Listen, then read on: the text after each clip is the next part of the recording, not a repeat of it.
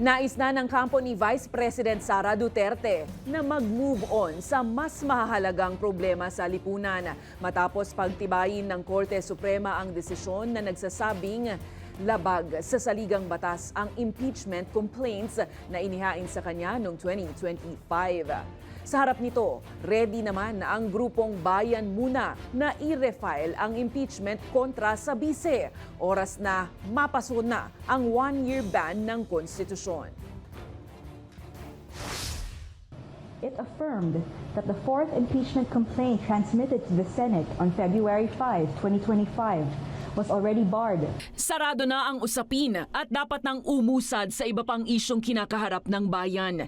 Yan ang sabi ng kampo ni Vice President Sara Duterte matapos magbaba ng desisyon ang Korte Suprema na nagsasabing labag sa konstitusyon ang Articles of Impeachment na inihain sa kanya noong nakaraang taon.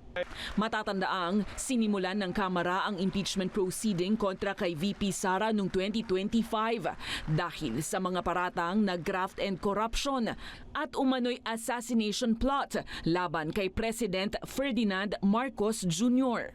Pero bago magsimula ang proceeding sa Senado noong Hulyo, ay idineklara ng kataas-taasang hukuman na labag sa saligang batas ang impeachment complaints dahil bawal maghain ng mahigit sa isang impeachment sa parehong opisyal sa loob ng isang taon. The Supreme Court en banc denied with finality the motion for reconsideration filed by the House of Representatives. Kinilala naman ni House Speaker Faustino Boje D. III ang desisyon, habang ang kaalyado ni VP Sara na si Senator Amy Marcos sinabing tagumpay ito ng rule of law. Pero paglilinaw ng Duterte critic na si ML Party List Representative Leila De Lima, hindi ito vindication o pagpapawalang sala kay VP Sara dahil usapin lang anya ng teknikalidad ang naging basehan ng SC sa desisyon. Bagay na sinang-ayunan ng iba pang progresibong grupo. We're going to update the complaint and of course file it again.